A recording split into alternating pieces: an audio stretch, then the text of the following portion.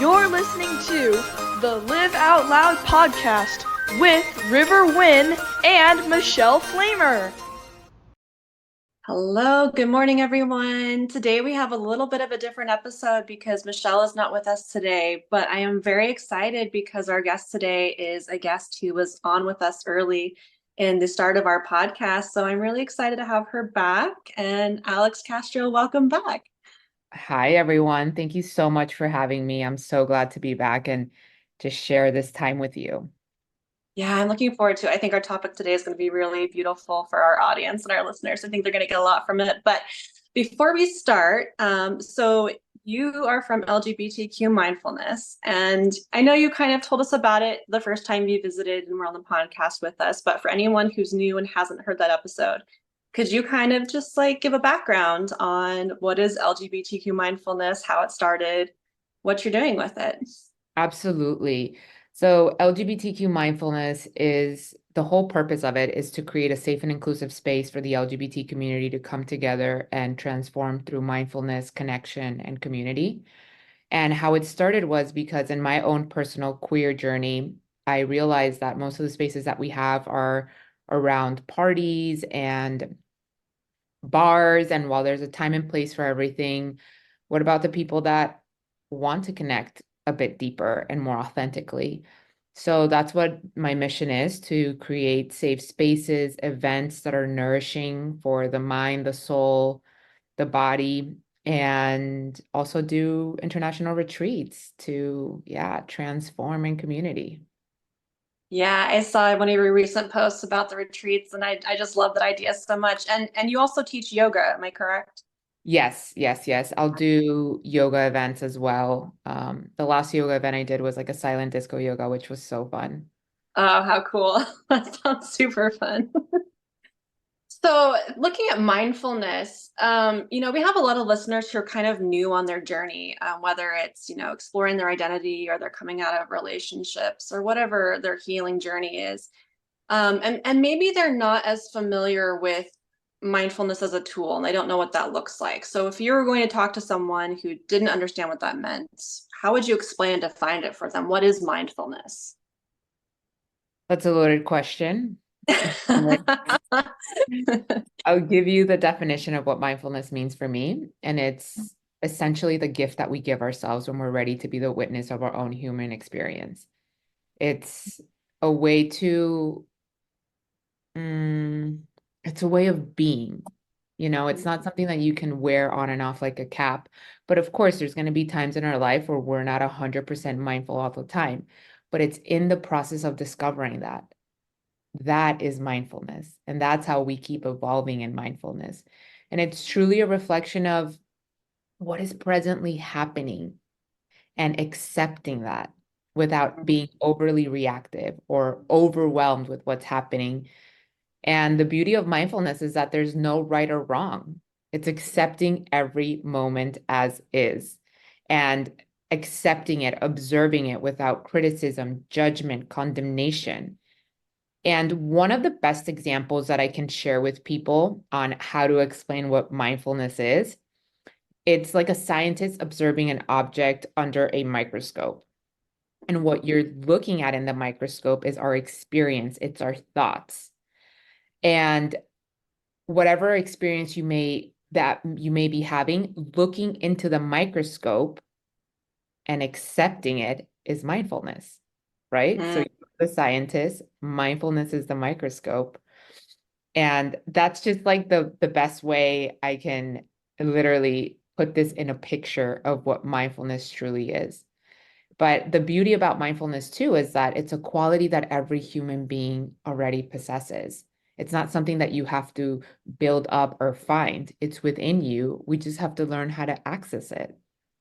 I love that definition so much. I like that way of looking at it. When you kind of began your journey with that, what did that look like for you? Kind of unpacking and finding that mindfulness and leaning into it. What was that like for you?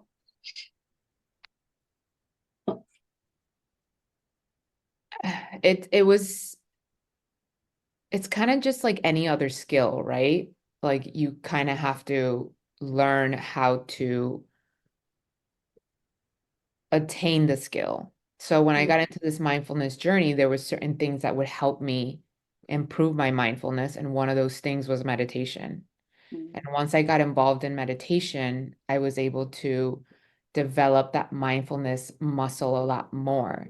And how did I know I was gaining mindfulness? It's because you start getting these aha moments. It's because you start being able to observe yourself and your experience without any judgment. It's almost like there's a third person and you're watching yourself, your behaviors, your patterns, the way you talk, and you start getting these aha moments or awareness of like, oh, this is what's happening. Oh, I see this. And it's beautiful because it also gives you a chance to make changes in your life versus just drive in an automatic, right? There's Yeah. more conscious, there's more awareness to what you're doing versus just waking up, putting on the shirt and going to work. Yeah, I feel like for me with mindfulness, there's a gentleness I've come into with myself. I know I'll give an example. Even this weekend, yesterday, I had something trigger up for me, and in the past, when something would trigger up for me, I would react versus respond, and just have that gut emotional instinct, and I would just get so heightened. And now, I think being mindful doesn't mean that triggers aren't going to happen and those experiences aren't going to happen. But I've noticed for myself that when the triggers happen, I'm able to, like you said, like that third person almost kind of step back and just evaluate and look at it kind of from the outside inward and have a gentleness with myself of, okay, how am I feeling? Why am I feeling this way? What's the root of this? What's the cause of this? And then give myself space and time to respond to it versus that reaction and getting heightened. So it's become a very gentle practice for me within my relationship to myself of not immediately judging myself as well for what I'm experiencing and feeling, and just really being able to pause and say, okay, this is what I'm experiencing. How do I want to handle this? Absolutely. Absolutely. And I think one of the most important aspects that you mentioned, it was that word reactive. Mm, Just because, when we do get triggered, it's like this automatic response that we've been trained to have for our whole entire lives, right? yeah. And it's almost like we're triggered and it's just an automatic reaction that we have to protect ourselves, to defend Mhm. ourselves. But mindfulness is also being able to, there's this quote that says, between the response and the stimulants, there's a space, and in that space lies our freedom Mm, because we're able to make a different choice. And that's mindfulness. It's order to be in that space, which is uncomfortable, so but uncomfortable. it's allowing yourself to be in that discomfort and making a different choice. And every time we make a different choice, it's going to lead us to a different life. Yeah, it's kind of like that, at least to me, it feels like a befriending myself versus abandoning myself. And that feels really good to be in that space, even when it is uncomfortable. Like you said, it can be deeply uncomfortable, but knowing that I have the tools to check in with myself and then make decisions from a place of responding versus reacting, it's a powerful space to come to, I think. And so for someone who is kind of diving into this mindfulness and they're kind of new at exploring it, what are some gentle ways to kind of lean into that and explore that for themselves? I would recommend to definitely learn more about the subject. And nowadays, we live in a society where we have so much access to so much information, which could be a good thing or a bad thing. So I would probably get like a book on mindfulness. I would probably start following social media accounts that talk about mindfulness. I would probably find a place nearby that teaches meditation. I would probably start listening to podcasts about mindfulness and just dipping your toe into the water easily and gently. Mm, And once you start learning more about the subject, then start taking the action. Maybe set an alarm on your phone 3 times a day to just pause for 3 minutes, close your eyes, sit with yourself and breathe.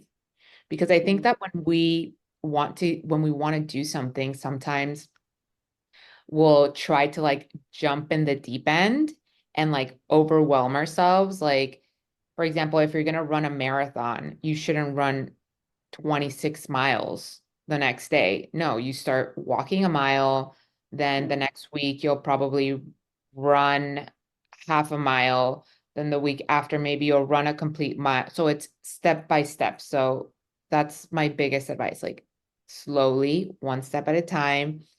And with meditation, if you want to build your meditation practice, don't start with 20 minutes if you've never meditated before. Start with 5 minutes. Get Oh more yeah. in classes that teach meditation. Start involving yourself more in the subject and one step at a time. Like the journey of 1,000 miles starts with one step. And I think Yeah. something else that's like helpful is start focusing on one task without any distractions. I think nowadays we have the music going on, the podcast while we're washing the dishes. There's so much stimulation that we're used to that we think multitasking is okay, when in fact it's really not. We don't get things done as well as if we were focusing on one task at a time. So really, really focusing on washing the dishes, just Mm. you immersed in that experience, really being immersed with talking on the phone with your sister without looking at scrolling on Instagram while you're talking to her or writing other text messages, like truly being present in your everyday experiences is the pathway to be mindful.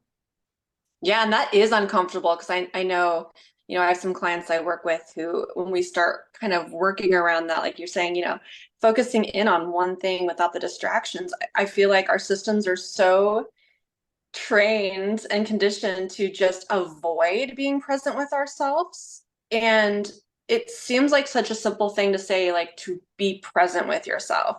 But it's really kind of difficult at first because we have so much, stimuli happening and we're escaping ourselves constantly. We're putting our direction in so many different places. And so I love that example of like being with the dishes because it's true. It's so easy to like throw on a podcast or call someone while you're doing the dishes, but those few moments, it can be a meditation in of itself, being with the dishes. Sounds like such a simple thing, but it's powerful. Absolutely. And I think something else is like when we start training ourselves to truly be present and mindful in our everyday tasks, our nervous system sometimes is at like an 8 of being stimulated, and truly just doing the dishes without music, without the podcast, without talking to someone is going to feel uncomfortable. And that's okay. Yeah. Like regulating your nervous system down to a 2 or a 1, it's for some of us, it's completely out of our comfort zones, and it's going to feel Mhm. weird and it's going to feel uncomfortable and there's going to be this anxiety. But sitting with the discomfort is what's going to help us get through it. Yeah, yeah, I know. I had a moment in time a couple of months ago where I worked really hard in the last year, especially to really regulate my nervous system.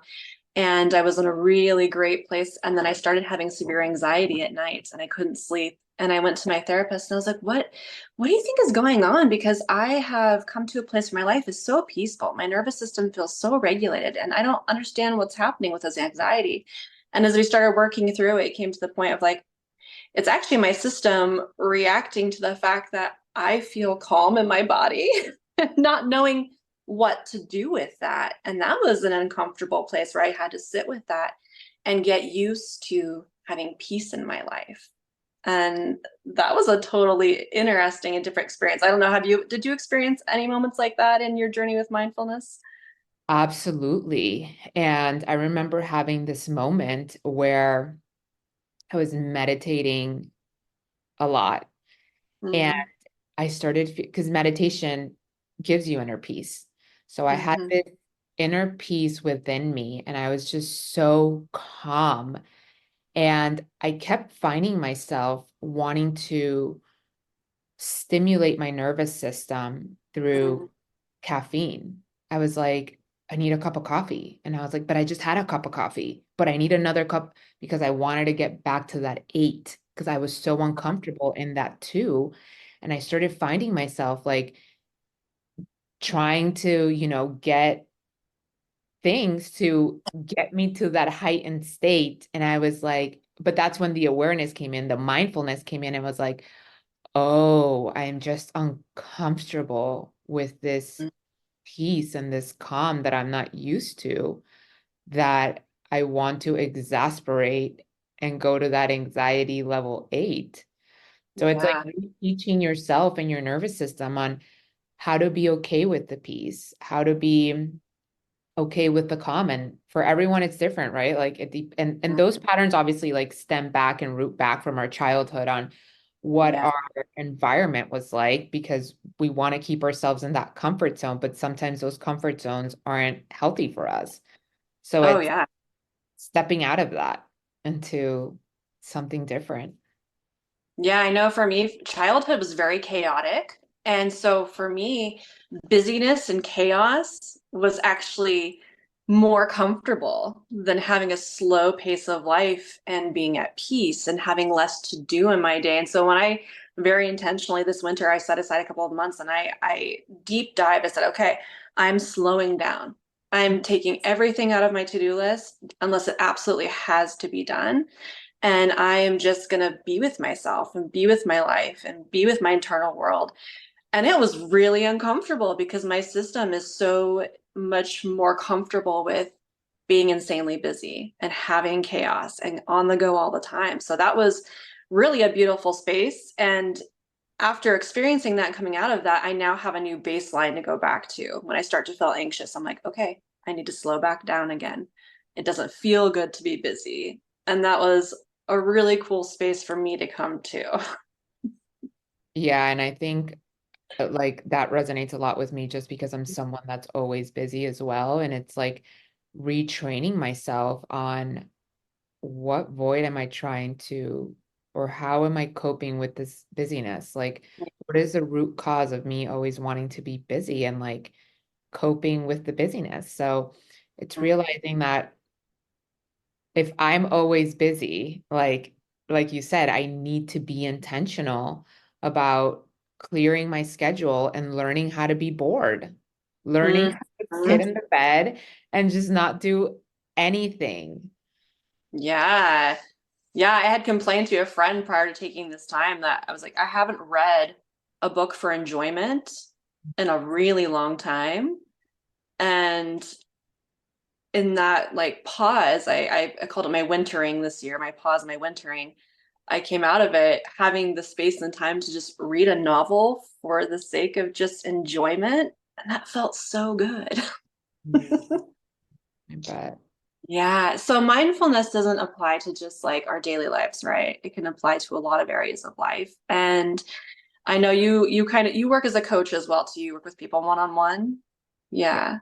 Yeah. Yeah. And so how I'm curious, how does it apply, mindfulness apply to dating and relationships? Like how do you put that into the context of dating and relationships? The most important aspect of being mindful when you date is knowing who you are, what your patterns are, what are you looking for, what is your attachment style, with whom are you most compatible with.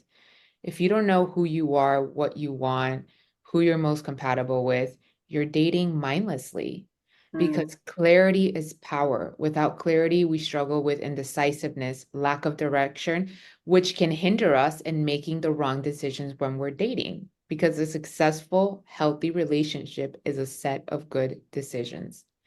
And in my personal experience, I come from an anxious attachment style. And when I didn't have the awareness or the mindfulness, I thought that the butterflies were what you were supposed to feel, the chase, the romance that you see in Disney movies and in the mm, novelas or soap operas when I grew up watching. The push and pull was what love and romance was all about. But once I started to read about attachment styles, learn about dating, I learned that it's forget the spark. The spark often leads to relationship burnout, and it's usually a trauma bond. And instead, it's reteaching ourselves how to be mindful of what's good for us, which is usually the slow burn. Someone who's not initially as excited is usually the person that makes a great long-term partner. So through therapy, I started learning more about my patterns, my attachment styles, and I realized that most of them weren't healthy when I was dating, and being mindful of reteaching myself how to like the correct person, how to like the secure attached person, which is usually the boring, stable, consistent person, because they're not giving your brain these like dopamine hits of inconsistency. And I was actually listening to Logan Uri last night, and she's a dating coach and behavioral scientist. And she mentions how, most of the dynamics between like anxious and avoidance, which is kind of what's left in the dating pool because all the secure people are married. It's kind Yes. of like how you're like addicted to a slot machine at casinos because you're so unpredictable and you're waiting for that next hit of dopamine.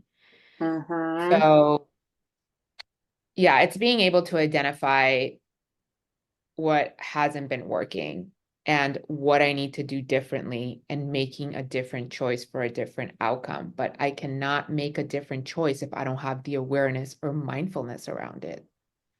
Yeah, I relate to so much of that. And I know for me in my dating experience, it's really come down to having the awareness to identify my patterns in dating so that I don't continue to make those same choices, but then also understanding why I had those patterns. Where did they come from? Why was I making those choices? And for me, I think for a lot of people, it's true that, we are looking in dating for the things that we experienced in childhood. We're basing a lot of our dating patterns around our childhood experiences of love. And for me, definitely, I came from that like more anxious style as well, where both of my parents were emotionally unavailable. So I was always chasing after the approval, trying to get someone to choose me. And when I got very intentional about looking at my dating patterns and realized that it changed a lot for me, because now it's not about does this person choose me? It's, do I actually like this person? And why do I like them? And what are they bringing to my life that is adding to my life versus me seeking something and chasing after something? So for me, that mindfulness aspect really brought more peace into my dating life. And I'm looking forward to putting that into more practice. Yeah, and I think also like you said, recognizing our patterns, where they come from, and being Mhm. mindful about the actions that we're making moving forward in our dating lives, because I can know my patterns. I can know um the type of person that's not good for me, but if I keep doing the same actions of continuing to chase, continuing to seek the approval. Like it's one thing to know and it's one thing to apply. I love the saying that says, knowledge is not power, knowledge in action is power. I could read all the books about it, but if I'm not putting in the action to make a different choice, nothing is going to change. And in my own personal experience, I've even if I had the knowledge, I would still want the unavailable person. I would still want the chase until I was like, okay, I need to make a different choice because I'm getting the same result. So Mhm. now when I meet someone and they're not responding back, they're not consistent, that's like my first red flag. It's like, nope, it's not here.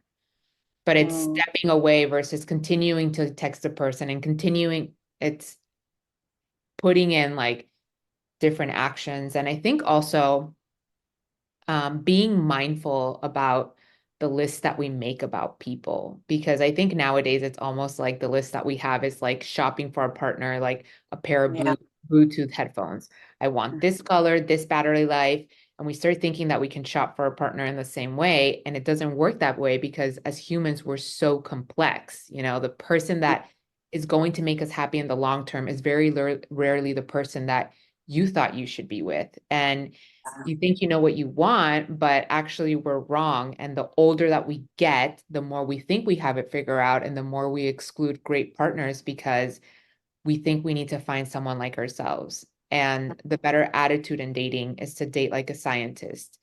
Date someone who's different from the person that you think you should date and see if you could fall for them.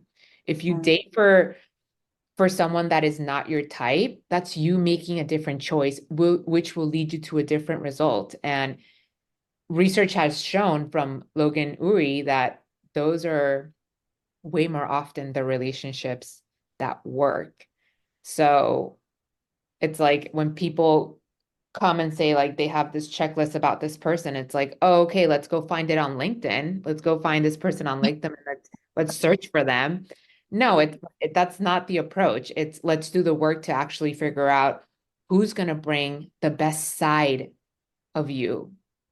Yeah. And there has been research correlated with long-term relationships, and it's who you are around that person and what side of you do they bring out that leads to this long-term relationship. And something that I want to share with your listeners that I think is really helpful is Logan Uri has these post 8-8 questions that we should ask ourselves after dates, and they're so helpful. And the point of these questions is that if you go on a date with a checklist, you're going on a job interview and you're a lot more judgmental and critical. Are they ambitious enough for me? Are they funny enough for me? And you're going through this checklist that usually takes us out of the being present experience. So Yeah. the post 8-8 questions teach you how to tune into the experience. And I'm going to share the questions with you. Yeah, So I'd love to hear them. yeah, the Yeah. questions are, how did my body feel during the date? Ooh, that's a good one. Yeah. Do I feel more energized or de-energized that I did before the date? Is there something about them that I'm curious about? Did they Mm. make me laugh? Did I feel heard? Did I feel attractive in their presence? Did I feel captivated, bored, or something in between? And the last one is my favorite. What side of me did they bring out? Because Oh. whoever that person brings out in you is the person you will be for the rest of your life in that relationship. And don't you want to be happy, secure, desire the hilarious version of yourself? Yeah, I love that so much. Michelle and I recently were talking on the podcast about the list making, um, because I had spoken with a dating coach about list making, and I think that's a pretty common topic. You know, people make your list to manifest your partner, and you hear a lot about it. But you see a lot of people making lists, like you were saying, like that checklist of like attributes and what do they do, and you know who they are as a person. But I actually have a list, but my list is written from the point of view, which I like these questions because it's how do I want to feel in a relationship? How do I want to feel with this person? So my list is written from that perspective. And then I've also gone through that list and asked myself, do I do this for myself? Do I make myself feel this way? Am I able to be my full self? Am I giving this to myself? And I love those questions because that concept of like how do you feel is being in your body, being in your internal world, and checking in and saying, does this person make me feel how I want to feel in relationship? And that's so powerful because I think a lot of us, I mean, for me with the anxiety piece, looking back at my patterns in my relationships, all I felt was anxiety. And the people I was dating was bringing out the worst side of me, where I was anxious and dramatic and clingy, and that didn't feel good. I don't want to feel that way. So thank you for sharing those questions because I love those. That's a really great resource. Absolutely. Yeah. Once I heard them, I was like, I wish more people had this. And she's just amazing. Logan Uri, all the research that she's done. She works for Hinge, and her Mm. book, I think it's like how not to die alone, I think is the book's name. But Oh, if your listeners are on a quest to date and find resources, that would be a really great resource for them to read, because she's a scientist, so there's a lot of science based and research on what she mentions and what she does, and it just makes sense. Like, if you've been single for a really long time, it's time to make different choices to get a yeah, different result. absolutely. So I wanted to talk to you also about your retreats because, like I said at the beginning of the show, you posted recently a retreat in Colombia, which I got very excited about because I love Colombia. So tell me about the retreats. What started them? What do you do with the retreats? Who are they for? Absolutely. So everything in my company is for the LGBTQA plus community. And the retreats are just like a safe healing space for like-minded individuals that want to come together and truly transform and have a life-changing experience. This one in Colombia is very special to my heart because I am Colombian and I think it's an amazing country. The culture is so welcoming and loving. And I also wanted to expand a little bit in this retreat, adventure meeting mindfulness, because I think that when we mention the word mindfulness, people think of a monk in a mountaintop isolated by themselves. And while, yes, I have done that and it has been really helpful and has healed me in certain ways, also truly enriching yourself and the joy of life with community has also been my biggest healing. So I really wanted to create a retreat where it's community oriented, where we're exploring a different culture, where we're having fun, where we're in nature as well. And then towards the end of the retreat, like it's half and half. So half of the retreat at the end, it's like all the mindfulness stuff. Waking up and meditating, yoga, doing some ceremonies in Colombia, Selva Minca, even though we're still going to be meditating every day when we wake up and like sit as a group. But yeah, it's a lot. It's different aspects mixed together to be able to transform in different ways. I love that. I especially love the aspect of nature because I know for me on my journey with mindfulness, nature's a big piece of that. Every weekend, I am very intentional about setting aside time to go hiking and just be out in nature, get my feet on the ground. And I think there's so much wisdom that can come from being in nature and soaking that up and leaning into it. So I love that you're adding that aspect to it as well. And having been to Colombia, it's just so beautiful. It's so beautiful. I literally tell them, I'm like, when you guys get back, I want you all to think that Colombia is like the best country in the world. That was my experience. I went there for 2 weeks when I was in college. My cousin was there teaching English for 2 weeks. And, um, it was so interesting because everyone told me before I went, oh, it's such a dangerous place to go. Don't go there. And it was probably my favorite travel destination because everyone was so sweet, so friendly, so kind. I never felt unsafe. The food was amazing. The nature was gorgeous. Like, what a beautiful place to go. Totally. And I think people that do say, like, be careful, it's so dangerous. I mean, I'm in San Francisco, walk by the Tenderloin, and you're just gonna feel as unsafe as like anywhere else, you know? Well, when I was in Colombia, the irony was that a shooting happened in Portland, where I lived at the time, at a mall that I worked at while I was in Colombia. And I was like, okay, you have to be careful no matter where you go. Just be mindful of your surroundings. Yeah. Exactly. Yeah. So is that the only retreat you have planned for this year? Or are there other ones coming up? Yes, that is the only retreat I have. 2025, I do have some in mind, but once I have a clear gauge on them, I'll definitely share with you and your listeners again, because I'm sure that's Yeah. not going to be the first time I'm on the podcast. I mean, I second. yeah, we love having you back. Are you doing any smaller, like in the US meetups? So what I have planned right now is I'm going to India for a month, April 26th to May 29th, to deepen my spiritual practice and my yoga practice. And then once I get back, I'm going to do a Pride Wellness event in San Francisco, June 9th. And after that, in July, I might be doing something around bringing a guest speaker to talk about finances, because I think we don't talk about that enough. No, we don't. And yeah, in August, I have a queer friendships event again in San Francisco, but it's mostly based out in San Francisco. But the good news is that in the near future, I'm going to start expanding to New York and hopefully San Diego. So definitely keep out for that. I love that so much. And if our listeners are visiting San Francisco and they want to connect, how can they like find you? What's the best way for people to connect with you? So I'm most active on Instagram. They can follow my account at LGBTQMindfulness. I'm also on TikTok at Alex Castro with 2 X and 2 O's. And that's where I'm posting most of my events. Okay. Okay. Awesome. Alex, thank you so much for coming back on. I know Michelle was sad she couldn't be here today, but we're going to have you back on again, I'm so sure. Thank you so much for having me. And this was such a delight. And I hope everything that I mentioned is useful.